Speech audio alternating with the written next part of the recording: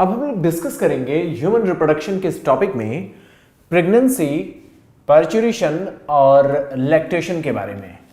उसमें अभी हमारा जो टारगेट है वो है प्रेगनेंसी का। अभी जो हमारा करंट टॉपिक है वो है प्रेगनेंसी। इस दौरान क्या होगा, एम्ब्रियो इम्प्लांट हो चुका है, यूट्राइन वॉल से वो जुड़ चुका है और अब वो न्यूट्रिएंट्स को लेने की कोशिश करेगा। इस प्रयास में मैंने आपको बताया था कि किस तरीके से आउटर सेल मास ट्रोफोब्लास्ट के रूप में जाकर के यूट्रस से जाकर के जुड़ता है, इम्प्लांट वहां पर करता है, पूरी इम्प्लांटेशन की प्रोसेस होती है और inner cell mass embryo proper बनाने के लिए अपनी रिस्पॉन्सिबिलिटी लेते हैं। तो वही चीज अब आगे बढ़ेगी। यहां पर हम देखेंगे फर्टिलाइजेशन के बाद, मैं आपको बता दूं इसके आगे का डिबेट, इसके आगे का डिस्कशन बहुत ही वास्ट है। इसको आप एमबीबीएस के फर्स्ट ईयर में एनाटॉमी में पूरी एक बुक आप पढ़ते हैं, नियर अबाउट 300 पेजेस की, जो एम्ब्रियोलॉजी पर ही बेस्ड है। लेकिन मेरा मकसद ये नहीं है कि मैं आपको कंफ्यूज करूं, क्योंकि एनसीईआरटी ने बहुत सारे टर्म्स को हटा दिया है, बहुत सारे टर्म्स के बारे में इंफॉर्मेशन नहीं दिया है, तो उन सारी चीजों के बारे में मैं आपको जानकारी देने से बचूंगा, क्योंकि मेरा प्रयास है कि अभी आप उतनी चीजों को समझ लें जो आपके एग्जाम को क्लियर करने के लिए जरूरी है। आगे चल करके आप डिटेल में बहुत कुछ पढ़ेंगे, इसलिए कभी भी जो चीजें मैं आपके लिए रोक रहा हूं वो इसलिए रोक रहा हूं ताकि आपको बायोलॉजी से समय बचे, उसको आप केमिस्ट्री और फिजिक्स में आप यूटिलाइज कर सकें। यहां पर आप देखेंगे जितनी चीजें एनसीईआरटी ने बोला है उसके रेंज में मैंने आपके कॉन्सेप्ट्स को क्लियर कराने की कोशिश किया है। मैंने आपको बताया था कि फर्टिलाइजेशन के बाद जब सेल्स का डिफरेंशिएशन होता है तो उस दौरान आउटर सेल मास ट्रोफोब्लास्ट बनाता है, जबकि inner cell mass embryo proper means एक आउटर सेल मास होता है और एक इनर सेल मास होता है। इसके बारे में हम लोगों ने चर्चा किया था। आउटर सेल मास ही ट्रोफोब्लास्ट है, जबकि इनर सेल मास आगे चल करके एम्ब्रियो प्रॉपर बनाएगा। तो इनर सेल मास की अपनी रिस्पॉन्सिबिलिटी होगी। ये जो आउटर सेल मास है वही ट्रोफोब्लास्ट बनाता है। ये जब यूट्राइन वॉल से चिपकता है, जुड़ता है, तो ये फिंगर लाइक प्रोजेक्शन बनाता है, जिसे हम कोरियानिक विलाई कहते हैं। यह कोरियानिक विलाई के रूप में आप यहां पर देखिए, ये जाकर के यहां पर चिपकता है और एक इंटीग्रेशन बनाने की कोशिश करता है मदर के यूट्राइन वॉल से। तो इस दौरान क्या होता है, ये जो कोरियानिक विलाई होती है इसके बारे में बहुत डीप में आप बाद में पढ़ेंगे, बहुत आगे कुछ आपको पढ़ना है। बस आप ये समझिए, ये जो कोरियानिक विलाई है ये यूट्राइन टिश्यू और मैटरनल ब्लड से सराउंडेड हो जाती है। मतलब ये कि जो ट्रोफोब्लास्ट का जो फर्दर ग्रोथ होता है यहां पर जुड़ने के दौरान, ये ट्रोफोब्लास्ट जुड़ता है और फिंगर लाइक प्रोजेक्शन बनाता है। उस फिंगर लाइक प्रोजेक्शन के साथ मदर की ब्लड सर्कुलेशन और मदर की यूट्राइन टिश्यू आकर के कनेक्ट हो जाती हैं और यहां पर एक स्ट्रक्चरल और फंक्शनल एक यूनिट तैयार होती है जिसे हम प्लेसेंटा कहते हैं। यहां पर क्या हो रहा है, ये जो फिंगर लाइक प्रोजेक्शन जिसको हम कोरियानिक विलाई कह रहे हैं, ये मदर के यूट्राइन टिश्यू और मैटरनल ब्लड के साथ अपना एक एसोसिएशन तैयार करता है, एक स्ट्रक्चरल और फंक्शनल यूनिट फॉर्म होता है जिसे हम प्लेसेंटा कहते हैं। तो यहां पर वही बात मैंने आपको बताया है कि कोरियानिक विलाई और यूट्राइन टिश्यू एक दूसरे से जुड़ते हैं और एक स्ट्रक्चरल और फंक्शनल यूनिट फॉर्म करते हैं जिसे प्लेसेंटा कहते हैं। प्लेसेंटा के बारे में बहुत डीप में पढ़ना है। आप देखेंगे कि प्लेसेंटा क्या होता है, एक ऐसा एक ऑर्गेनाइजेशन डेवलप हुआ जिसके द्वारा मदर और बच्चे के बीच में, फीटस और मदर के बीच में एक कॉम्बिनेशन तैयार होता है, एक एसोसिएशन तैयार होता है। इसकी जरूरत क्यों पड़ती है? इसकी जरूरत इसलिए पड़ती है ताकि बच्चे को लगातार न्यूट्रिएंट्स और ऑक्सीजन की सप्लाई मिलती रहे और जो बच्चे का, जैसे मैंने आपसे कहा ना कि यहां पर मान लीजिए मैं ऐसे आपको बना दे रहा हूं, अब हुआ क्या, फीटस को चाहिए यहां से न्यूट्रिएंट्स की सप्लाई मिल रही है और जो इसके अपने वेस्ट प्रोडक्ट जो हैं और कार्बन डाइऑक्साइड वो बाहर निकल सके, इसके लिए इस प्लेसेंटा की जरूरत होती है। यहां पर वेस्ट प्रोडक्ट और कार्बन डाइऑक्साइड को बाहर रिलीज करने के लिए इस प्लेसेंटा के फॉर्मेशन की जरूरत होती है। यहां पर देखा जाता है कि इस प्लेसेंटा और फीटस के बीच में जो इंटरकनेक्शन के लिए एक पतली सी वायर लाइक स्ट्रक्चर होती है जिसे हम अम्बिलिकल कॉर्ड कहते हैं, इसे बाद में काटना पड़ता है।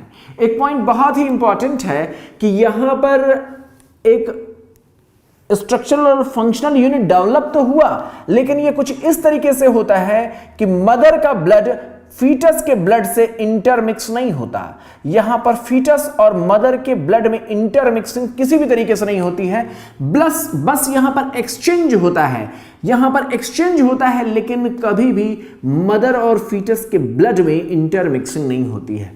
हालांकि यह बहुत इंपॉर्टेंट ऑर्गेनाइजेशन है क्योंकि फीटस को इम्यूनोग्लोबुलिन्स का ट्रांसफर होता है। आपने पढ़ रखा होगा कि मदर से इस प्लेसेंटा के द्वारा कौन सा इम्यूनोग्लोबुलिन्स का ट्रांसफर हो सकता है, IgG का ट्रांसफर हो सकता है। इसी तरीके से आप जानते हैं कि पूरी की पूरी न्यूट्रिएंट्स मदर के ब्लड से यहां पर ट्रांसफर होता है फीटस के ब्लड में, ये एक्सचेंजेस होते हैं और जो इसके वेस्ट प्रोडक्ट हैं वो मदर के ब्लड में चले जाते हैं। तो ये प्लेसेंटा की वजह से होता है तमाम तरीके के। हालांकि एक चीज भी देखी गई है कि कई बार कुछ अगर मदर में इंफेक्शन है तो बच्चे में ट्रांसफर हो सकता है, लेकिन वो बहुत रेयर केसेस में होता है। इसके फायदे बहुत ज्यादा हैं, जैसे मैंने आपको बताया न्यूट्रिएंट्स, ऑक्सीजन की सप्लाई, ये इम्यूनोग्लोबुलिन्स, ये सारी चीजें मदर अपने फीटस को देती है ताकि फीटस बेहतर तरीके से ग्रो कर सके। प्लेसेंटा का अपना एक और इंपॉर्टेंस है। प्लेसेंटा बाद में चल करके मींस शुरुआती दौर से ही लेकर के आगे तक एक एंडोक्राइन ऑर्गन का काम करता है। ये प्लेसेंटा न सिर्फ एक्सचेंज का काम करता है बल्कि ये एंडोक्राइन ऑर्गन की तरीके से काम करता है। और इसी के साथ मैंने एक पॉइंट और भी आपको बताया है कि प्लेसेंटा मदर के साथ जोड़ने में तो मदद करता ही है, इसका कनेक्शन इस फीटस के साथ जोड़ने के लिए एक अम्बिलिकल कॉर्ड होता है। आपने एनसीईआरटी के इस इमेज को देखा होगा। इस इमेज में एक म्यूकस प्लग बना करके दिखाया है। मैं आपको बता दूं, ये जितनी भी चीजें हैं, यहां पर यूट्राइन वॉल की हाइपरट्रॉफी, ये प्लेसेंटा का डेवलपमेंट, ये म्यूकस प्लग का डेवलपमेंट, ये म्यूकस प्लग का फॉर्मेशन, ये सारी चीजें प्रेगनेंसी को सपोर्ट करने के लिए बनी होती हैं। और बाद में देखेंगे आप कि जब लेबर की दौरान यानी आफ्टर, जब फीटस फुल्ली डेवलप हो जाता है आफ्टर 9 मंथ, यहां पर क्या होगा, ये म्यूकस प्लग बाहर निकलता है। इसके बाद क्या होता है, फीटस के चारों ओर शीत होती है जिसके बारे में एनसीईआरटी ने बताया नहीं है, मेंशन नहीं किया, इसके बारे में मैं डिस्कस नहीं करूंगा। बस मैं आपको बता रहा हूं कि यहां पर एक कुशन लाइक इसके कवरिंग भी होती है, वो सारी कंटेंट्स बाहर आते हैं। उसके बाद फीटस बाहर आता है, फिर प्लेसेंटा को बाहर निकालने की जरूरत पड़ती है। ये प्लेसेंटा कहां बना हुआ है इसकी भी साइट बड़ी मायने रखती है, ये पूरा ऑर्गेनाइजेशन बहुत मायने रखता है। इसको आप एज ए मेडिकल स्टूडेंट बाद में आप पढ़ेंगे। अभी जितना एनसीईआरटी ने मेंशन किया उसमें सिर्फ उसने प्लेसेंटा के फॉर्मेशन के बारे में एलिमेंट्री नॉलेज दिया है, अम्बिलिकल कॉर्ड के बारे में बताया है और म्यूकस प्लग के बारे में बताया है। ये म्यूकस प्लग किस लिए जरूरी है, ये इसलिए जरूरी है ताकि प्रेगनेंसी मेंटेन रहे और यहां से कोई भी अंदर इन्फेक्शन ना पहुंचने पाए, कोई भी बैक्टीरिया या इस तरीके की इन्फेक्शन ना पहुंचने पाए, इससे बचाने के लिए होता है। ड्यूरिंग द लेबर ये बाहर निकल जाता है म्यूकस प्लग। उसके बाद यहाँ पर कुशन लाइक एक फ्लूइड की मींस एक बैग होती है, वो भी फट करके बाहर आती है। फिर यहाँ यूट्राइन की मैंने आपको बताया ना, लेबर पेन में मायोमेट्रियम में कॉन्ट्रैक्शन होता है, फिर ये बेबी जो फीटस है वो बाहर निकलता है। ये डिलीवरी की प्रोसेस आप बहुत डिटेल में पढ़ेंगे। अभी सिर्फ हमारा टारगेट है प्लेसेंटा के बारे में कुछ बेसिक इंफॉर्मेशन के बारे में आपको इंट्रोड्यूस कराना। तो प्लेसेंटा एक एंडोक्राइन ऑर्गन के जैसा काम करती है। ये कई इंपॉर्टेंट हार्मोन्स को रिलीज कराती है, जैसे ह्यूमन कोरियोनिक गोनेडोट्रोपिन हार्मोन। ये बहुत ही इंपॉर्टेंट हार्मोन है। इस ह्यूमन कोरियोनिक गोनेडोट्रोपिन का इंपॉर्टेंस ये होता है कि ये प्रेगनेंसी के पहले 2 महीने में के दौरान कॉर्पस ल्यूटियम को मेंटेन रखने के लिए प्रेरित करते हैं। इसका नेचर ल्यूटिनाइजिंग हार्मोन जैसा होता है, ह्यूमन कोरियानिक गोनेडोट्रोपिन। इसलिए मैंने कहा ना, मैं बहुत ज्यादा डिटेल में जाने की कोशिश नहीं कर रहा हूं वरना आप कंफ्यूज हो जाएंगे। बस आप ये समझ लें, ये ह्यूमन कोरियानिक गोनेडोट्रोपिन जिसे हम HCG कहते हैं, अब इसके आगे नहीं बताऊंगा कि ये ल्यूटिनाइजिंग हार्मोन जैसा होता है वरना आप आगे और कंफ्यूज हो जाएंगे। बस इसका इंपॉर्टेंस आप समझें कि ये लगातार प्लेसेंटा इसके कंसंट्रेशन को बढ़ाए रखता है। वो इसलिए बढ़ाए रखता है ताकि कार्पस ल्यूटियम मेंटेन रहे। और क्यों मेंटेन रहे? ताकि कार्पस ल्यूटियम से रिलीज होने वाले प्रोजेस्टेरॉन और एस्ट्रोजन लगातार रिलीज होते रहे, क्योंकि जब तक ये जिएगा, जब तक ये मेंटेन रहेगा, तब तक ये हार्मोन्स रिलीज होंगे। तो शुरुआत के पहले 2 महीने तक कार्पस ल्यूटियम मेंटेन रहे, इसलिए HCG मदद करता है। ये मदद क्या करता है? इसको मेंटेन रखता है कि कार्पस ल्यूटियम अलाइव रहे, जीवित रहे। इस तरीके से जब ये जीवित रहता है तो प्रोजेस्टेरॉन और एस्ट्रोजन हार्मोन रिलीज करता है। इस प्रोजेस्टेरॉन हार्मोन का इंपॉर्टेंस है कि ये यूट्राइन वॉल की थिकनेस को, यूट्राइन वॉल के ग्रोथ को मेंटेन रखता है, उसको प्रोलिफरेशन में मदद करता है, उसके मेंटेनेंस में मदद करता है। एस्ट्रोजन भी इसमें सपोर्ट करता है। और एस्ट्रोजन का एक और इंपॉर्टेंस है, एस्ट्रोजन यूट्राइन वॉल को तो सपोर्ट करता ही है, मैमरी ग्लैंड को भी डेवलप करता रहता है ताकि आगे चल करके फीटस को जो बेबी जो आगे डिलीवर होगी होगा उसके लिए प्रॉपर फीडिंग के लिए मेमोरी ग्लैंड का डेवलपमेंट बहुत जरूरी है। तो मेमोरी ग्लैंड भी प्रॉपर डेवलप होते रहे, ब्रेस्ट का प्रॉपर डेवलपमेंट होता रहे, इसके लिए एस्ट्रोजन हार्मोन काम करते हैं। तो ये शुरुआती दौर में कार्पस ल्यूटियम उसको रिलीज करता है और कार्पस ल्यूटियम को मेंटेन रखने के लिए HCG हार्मोन का सिक्रीशन होता है। HCG हार्मोन, इसके हार्मोन्स के लेवल की मदद से प्रेगनेंसी के बारे में अनुमान लगाया जा सकता है। एक बार मुझे अच्छी तरीके से याद है, एक पर्सन मीन्स बहुत लंबे समय से फादर नहीं बन पा रहे थे, मीन्स उनके बच्चे नहीं होते थे। तो मैं जब बाहर गया तो वो अचानक बहुत परेशान थे। एक दुकान पर मुझसे मुलाकात हुआ, उन्होंने अपने वाइफ की बीटा HCG का लेवल कराए हुए था और उसमें वो लेवल काफी हाई निकला। तो वो परेशान थे कि उनकी वाइफ को कोई बीमारी हो गई है, कोई ऐसी बीमारी हो गई है जो कि बहुत हाई लेवल पे हो गई, क्योंकि उसमें रेंज लिखा हुआ था, उस रेंज से बहुत हाई बीटा HCG का लेवल था। तो मेरे सामने जब उन्होंने इस बात को कहा कि आप देखिए डॉक्टर साहब ये किस तरीके की प्रॉब्लम है, तो मैंने कहा आपके लिए घर में तो खुशखबरी की बात है, क्योंकि ये बीटा HCG लेवल का हाई होना ये प्रेगनेंसी के बारे में एक रफ आइडिया देता है, मोटे मोटे तौर पर एक आइडिया बना देता है कि फीमेल प्रेग्नेंट है। तो काफी खुश हुए क्योंकि वो काफी लंबे समय से फादर बनना चाहते थे, अपने घर में बेबी चाहते थे, लेकिन नहीं हो पा रहा था। तो खैर उस बार वो सक्सेसफुल रहे। तो इसमें क्या रहा कि ये जो बीटा HCG जो हार्मोन है, ह्यूमन कोरियानिक गोनेडोट्रोपिन हार्मोन, इसके लेवल से हम पता कर सकते हैं कि प्रेगनेंसी है या नहीं है, क्योंकि प्रेगनेंसी के दौरान इसका लेवल काफी हाई हो जाता है।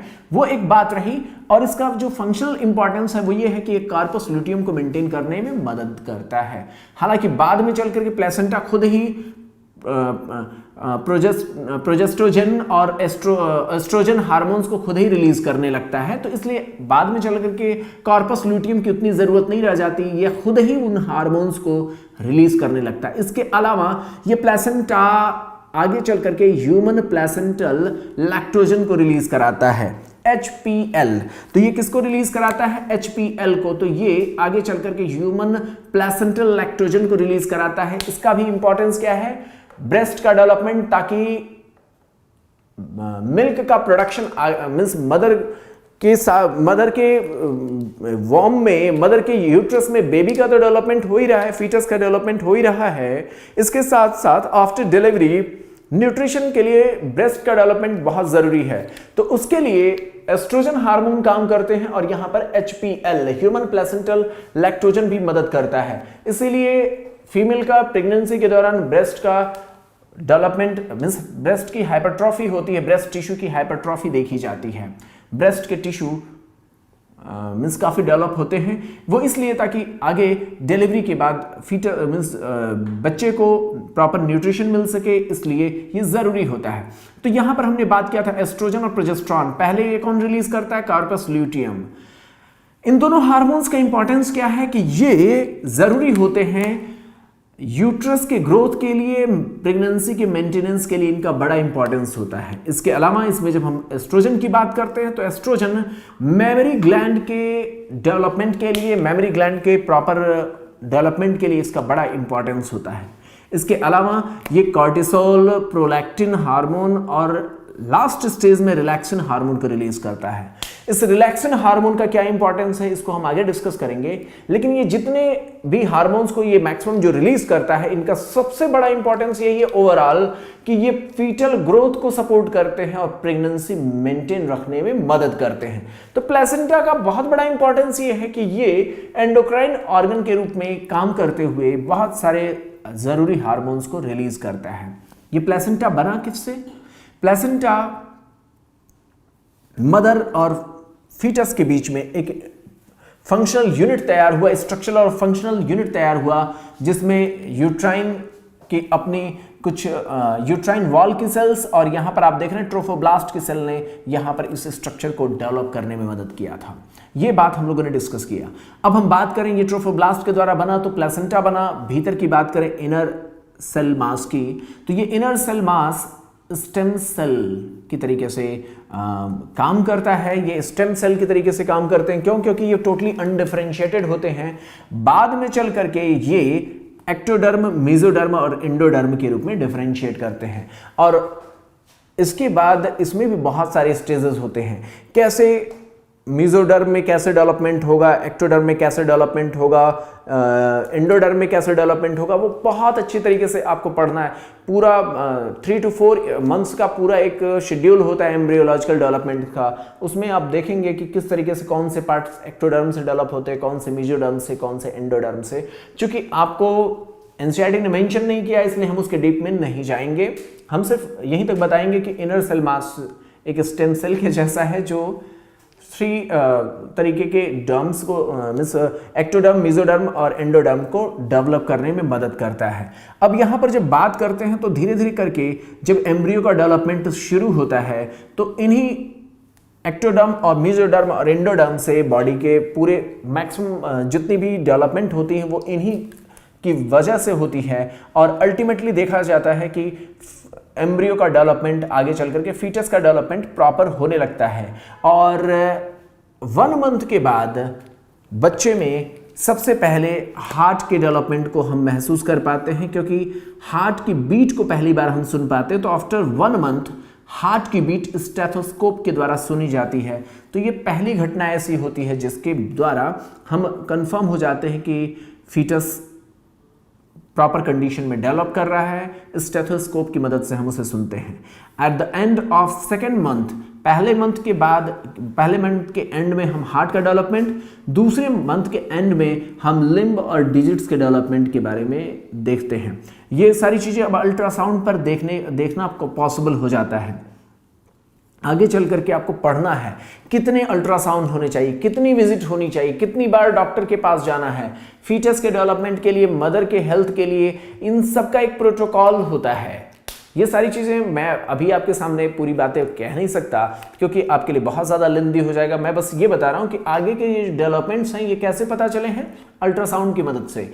तो 2nd month of pregnancy means eight the end of 2nd month of pregnancy में आप लिम्स और डिजिट्स के डेवलपमेंट के बारे में अनुमान लगा सकते हैं अल्ट्रासाउंड देख करके। अल्ट्रासाउंड की फाइंडिंग से ये पता चलता है। 3रे मंथ के एंड पे यानी eight the end of 12 weeks यानी फर्स्ट ट्राइमेस्टर के एंड में मेजर ऑर्गन सिस्टम डेवलप हो जाते हैं। तो अधिकतर जो ऑर्गन सिस्टम हैं वो डेवलप हो जाते हैं at the end of 12 week या फर्स्ट ट्राइमेस्टर। आप समझ सकते हैं अधिकतर ऑर्गन सिस्टम डेवलप हो चुके होते हैं। 4th मंथ की लास्ट में क्या होगा उसके बारे में कोई आइडिया नहीं मिलता है। 5th मंथ के बारे में फिर एनसीईआरटी ने मेंशन किया है। ड्यूरिंग 5th मंथ क्या होगा, लिम्स प्रॉपर मूव करते हैं, बच्चे की हलचल समझ में आती है। ये बहुत बड़ा डायग्नोसिस का एक डेवलपमेंटल मीन्स एक तरीके से जब हम मदर से जब हम बात करते हैं, किसी प्रेग्नेंट लेडी से बात करते हैं एज ए डॉक्टर, तो हम पूछते हैं कि बच्चे का मूवमेंट कब पता चला था, और उसके द्वारा हम पता करते हैं कि बच्चा मां के यूट्रस में प्रॉपरली सही तरीके से ग्रो कर रहा है या नहीं कर रहा है। उसका अनुमान इसी बात से लगता है कि बच्चे ने अपने लिम्स का मूवमेंट पहली बार कब किया। ये ड्यूरिंग 5th मंथ होना चाहिए लिम्स का मूवमेंट। हालांकि आगे और इसके साथ जुड़ी हुई और बातें हैं कि बॉडी हेयर्स इसी दौरान फॉर्म होते हैं और बच्चे का लिम्स का मूवमेंट 5th मंथ पे आ जाता है।